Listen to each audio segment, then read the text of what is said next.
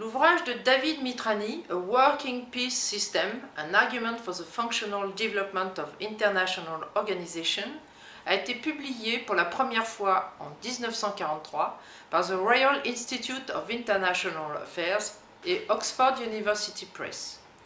En 1946 et en 1966, il a été ensuite réédité aux États-Unis.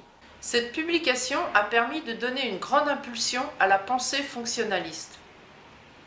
Roumain, David Mitrani quitte son pays dès 1908. Après un séjour de quelques années à Hambourg, il se fixe définitivement à Londres. Sensible aux questions sociales, il étudie à la London School of Economics, la LSE, la science politique, l'économie, la sociologie, tout en fréquentant les milieux fabiens et travaillistes. En 1918, il obtient un diplôme d'économie et en 1929, un doctorat de sciences économiques. Collaborateur du Foreign Office durant la Grande Guerre, il rédige pour cette institution des notes d'analyse critique sur l'Europe centrale et orientale. Parallèlement, il exerce des responsabilités diplomatiques, notamment à la légation de la Roumanie, avant de rejoindre l'International Peace Foundation. Durant toute cette période, il participe à populariser l'idée de Société des Nations, à laquelle il est extrêmement attaché. C'est la raison pour laquelle il adhère à la League of Nations Society. Au cours de la Seconde Guerre mondiale, il fait partie d'un groupe d'analyse dirigé par le Royal Institute of International Affairs et il travaille également pour le Foreign Office. Professeur d'économie internationale, il enseigne également aux États-Unis, à Harvard, Yale et Princeton, et poursuit tout au long de sa carrière une intense activité de conférences et de publications. Parallèlement, il mène également une carrière de journaliste et travaille pour le Manchester Guardian. Enfin, il est conseiller aux affaires internationales pour la firme américaine Unilever. Mitrani considère que les déséquilibres socio-économiques sont à l'origine des guerres et que seul le bien-être économique et social peut permettre de construire la paix. Il est convaincu que le système des États-nations ne peut faire face aux problèmes socio-économiques en raison des divisions arbitraires dues à l'idée de frontières et de souveraineté. Il en vient par conséquent à suggérer que les institutions doivent nécessairement se fonder sur la fonction et non sur le territoire si l'on veut qu'elles résolvent les problèmes socio-économiques auxquels elles sont confrontées et si l'on veut qu'elles garantissent la paix. On voit ainsi que pour Mitrani, le fonctionnalisme est intrinsèquement lié à l'idée de guerre et de paix.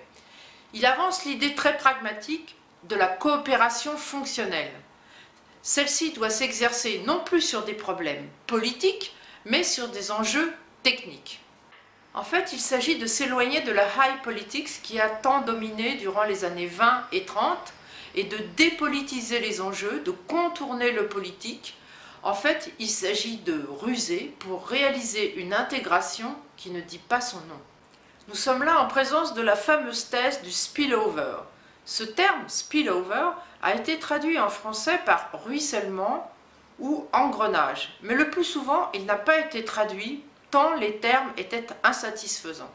Mitrani postule que la structure de la coopération dans un domaine technique, par exemple la gestion des transports, pourra fournir un modèle qui sera ensuite importé dans un autre secteur, par exemple la gestion de l'environnement.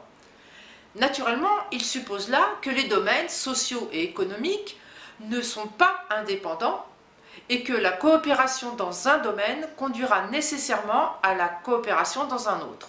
Cette problématique repose en grande partie sur une analyse approfondie de son expérience pratique, qui lui a permis de dépasser le clivage habituel entre données empiriques et cadrage théorique. Mitrani a su mettre en synergie ces deux cheminements de la connaissance.